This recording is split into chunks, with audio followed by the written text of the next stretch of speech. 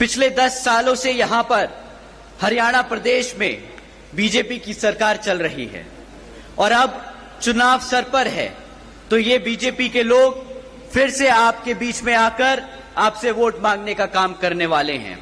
परंतु साथियों, इस बार आप सबको वोट डालने से पहले इनसे कुछ जरूरी मुद्दों पर सवाल करना बहुत जरूरी है। साथियों, मैं आपसे जाति और धर्म के आधार पर सवाल करने को नहीं कहूंगा। मैं आपसे कहूंगा इनसे सवाल जरूर करें शिक्षा पे, रोजगार पे और यहां हरियाणा में बढ़ती हुई महंगाई पे। साथियों, यहां मौजूद सभी मां बाप और युवा साथियों से मैं पूछना चाहूंगा कि क्या मिला है आप सबको शिक्षा के नाम पर इस बीजेपी की सरकार में?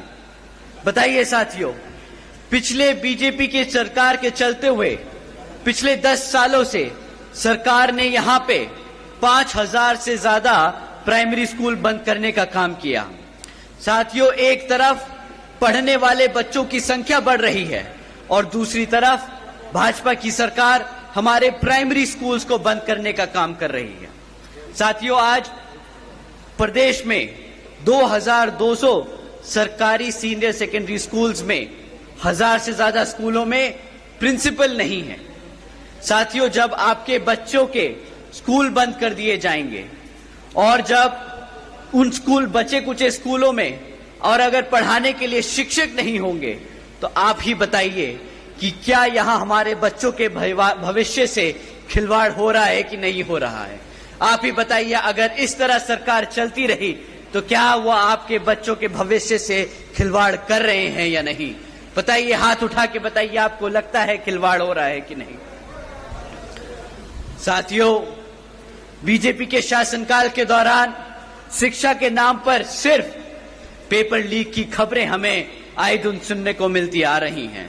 साथियों, ऐसा कोई भी सरकारी डिपार्टमेंट नहीं बचा जिसकी भर्ती के परीक्षा के पेपर पिछले 5 से 10 सालों में ना लीक हुए हों।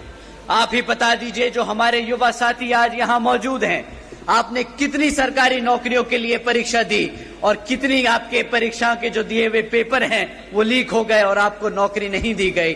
बताइए, यहां मेरे जितने भी युवा साथी हैं, हाथ उठाकर बताइए। साथियों, हकीकत तो ये है कि बीजेपी हो या कांग्रेस, दोनों ही पार्टियों ने हमारे बच्चों के भविष्य के साथ खिलवाड़ किया। एक ने सरकार में रहकर कुछ नहीं किया और दूसरा विपक्ष में रहकर भी हमारे बच्चों की शिक्षा के लिए आवाज नहीं उठा पाया। तो साथियों, आप बताइए, क्या ऐसी पार्टियों को हक है सत्ता में आने का दोबारा? बताइए, हक है कि नहीं? तो साथियों, आने वाले इस विधानसभा आम चुनाव में इसका जवाब आप यहां अपनी बीएसपी और एनएलओ पार्टी के सामने वाला निशान बटन दबाकर अपने यहां प्रत्याशी को जिताकर और हमारे अभय सिंह चौटाला जी को मुख्यमंत्री बनाकर उनको खदेड़ बहार कर ये जवाब जरूर देंगे।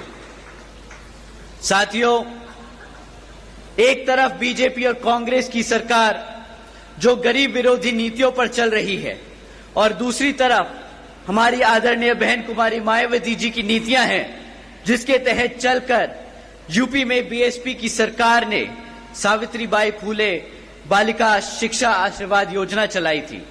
साथियों, आपको जानकर हैरानी होगी कि जिस तरह इस योजना के तहत 7 लाख से ज्यादा बच्चियों को 12वीं तक की शिक्षा प्राप्त करने के लिए 600 करोड़ से ज्यादा की लागत इन बच्चियों को अपने पैरों पर खड़ा कर एक उज्जवल भविष्य देने के लिए बहन जी ने उत्तर प्रदेश में खर्ची थी।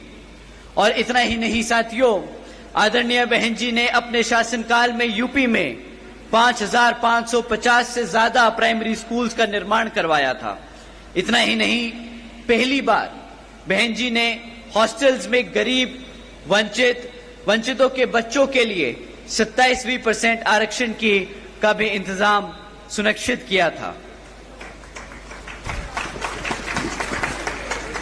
साथियों, एजुकेशन की बात है तो आपको जानकर हैरानी होगी कि इसके साथ साथ बहन जी ने, आदरणीय बहन कुमारी मायावती जी ने 6 engineering colleges, 2 homeopathic colleges, 24 polytechnic colleges, 2 paramedical colleges, 6 universities, 200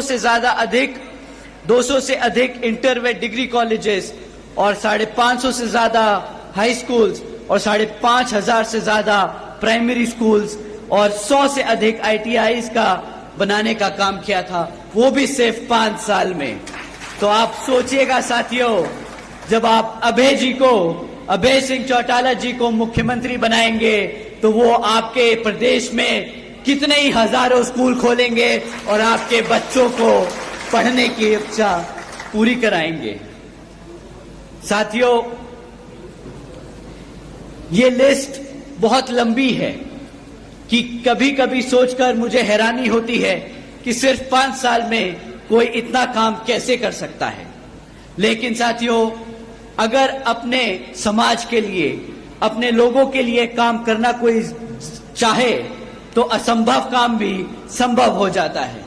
परंतु जैसा कि आप जानते हैं, यहां बीजेपी और कांग्रेस की सरकार रही है, उन्होंने कितने दिल से यहां पर आपके बच्चों के प्राइमरी स्कूल्स, कॉलेजेस, यूनिवर्सिटीज बंद करने का काम किया है। तो उनकी असलियत, उनकी मंशा आप सब लोग समझते हैं। परंतु साथियों, बीजेपी की सरकार ने पिछले 10 साल में यहां पर हमारे बच्चों के रोजगार के लिए भी कुछ ज्यादा काम नहीं किया है। आपको जानकर हैरानी होगी कि आज हरियाणा में 40% युवा बेरोजगार घूम रहा है। इतना ही नहीं साथियों, पिछले 10 साल में सरकार में लगातार होने के 10 साल सरकार में होने के लगातार बाद भी आज 2 लाख से ज्यादा सरकारी नौकरियों के पद खाली पड़े हैं।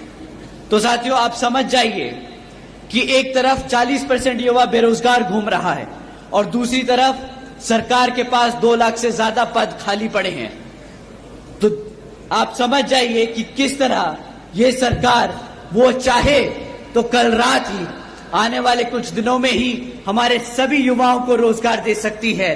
परंतु वो ये रोजगार देने की बजाय कौशल विकास निगम जैसी योजनाएं चलाकर परमानेंट जॉब्स को और कॉन्ट्रैक्चुअल जॉब्स के तहत यहां लोगों को रोजगार दे रही है। आपको जानकर शायद हैरानी हो कि ये जो परमानेंट जॉब्स हैं, इसके तहत आपको संविधान में दिया गया जो आरक्षण है वो मिलेगा, परंतु कॉन्ट्रैक्चुअल जॉब्स में कोई आरक्षण की व्यवस्था नहीं है। तो साथियों, ये सरकार सिस्टमैटिक तरीके से आप लोगों का आरक्षण खत्म करने का काम कर रही है। साथियों, एक तरफ बीजेपी की सरकार ऐसे काम कर रही है जहां हमारे लोगों को गरीब और कमजोर बनाया जा रहा है, और दूसरी तरफ कांग्रेस भी बीजेपी की तरह ही सरकार चला रही है, जो ऐसी बीजेपी की तरह उन मुद्दों पर उसे घेर नहीं रही तबकि वो ऑपोजिशन में बैठी है। साथियों, आप लोगों को समझना होगा कि किस तरह बीजेपी आपके बच्चों को, आपके भविष्य को खत्म करने का काम कर रही है और कांग्रेस उनका चुपचाप विपक्ष में बैठकर उनका साथ दे रही है। साथियों, आपको जानकर हैरानी होगी कि एक तरफ ऐसी बीजेपी और कांग्रेस की सरकार है और दूसरी तरफ हमारे आदरणीय बहन कुमारी मायावती जी के शासनकाल के दौरान बसपा की सरकार ने यूपी में 90,000 से ज्यादा अधिक शिक्षकों को नौकरी दी थी, 1 लाख से अधिक सफाई कर्मचारियों को भर्ती किया था, 2 लाख से अधिक जवान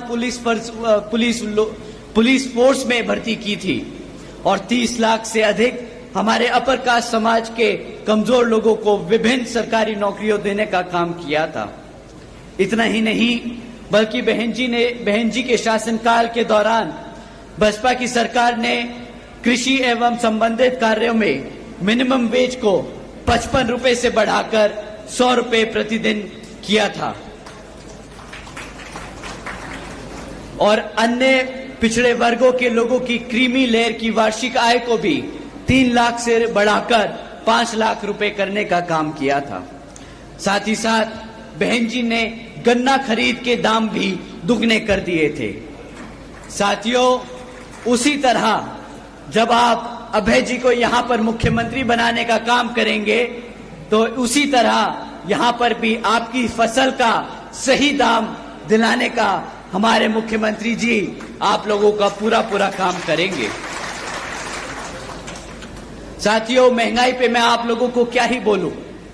बीजेपी की सरकार एक तरफ बोलती है कि मुफ्त में राशन देने की स्कीम चलाकर, कि हमने मित्रों आज बीजेपी के सरकार ने 80 करोड़ से ज्यादा देशवासियों को मुफ्त में राशन देने का काम किया है, परंतु इन्हें समझ नहीं आता कि अगर आप 80 करोड़ जनता को मुफ्त में राशन देने का काम कर रहे हैं, तो इसका मतलब ये 80 करोड़ जनता अपने पैरों पर खुद खड़े होकर अपने आप कमा नहीं सकती, अपने आप राशन नहीं खरीद सकती।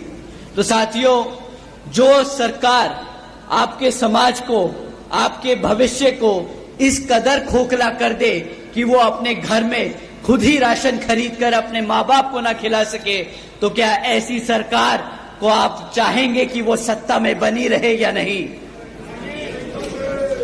तो साथियों, समय आ गया है ऐसी सरकार को सत्ता से उखाड़ फेंक यहां पर अभय सिंह चौटाला जी को मुख्यमंत्री बनाकर अपने भविष्य को सुरक्षित करने का।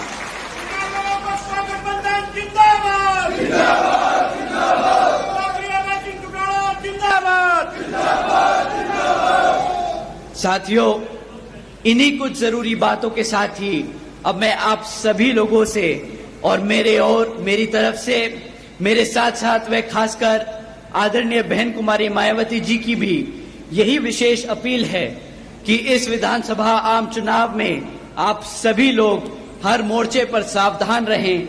आपका वोट बहुत कीमती है, आपका वोट कोई खरीद ना पाए, आपका वोट कोई लूट ना पाए, आपका वोट कोई पढ़ने से रह ना जाए।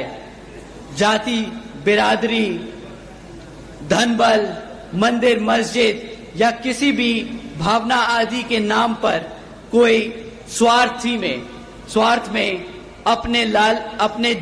अपने जाल में आप लोगों को फंसाकर आपके वोटों का दुरुपयोग ना कर ले, क्योंकि देश के हर एक महिला, पुरुष व युवा को वोट का अधिकार यहाँ परम पूज्य बाबा साहब डॉक्टर भीमराव अंबेडकर जी के अति महत्वपूर्ण देन है। और मैं आप सभी से ये भी खास अपील करता हूं कि आपके यहाँ जिन क्षेत्र में बीएसपी और एनएलओ के विधानसभा उम्मीदवार चुनाव लड़ रहे हैं, तो उन्हें आप लोग वोटिंग मशीन पर बीएसपी का हाथी चुनाव चिन्ह और एनएलओ का चश्मे का चुनाव चिन्ह के सामने वाला बटन दबाकर भारी वोटों से यहाँ जरूर जिताने का काम करें।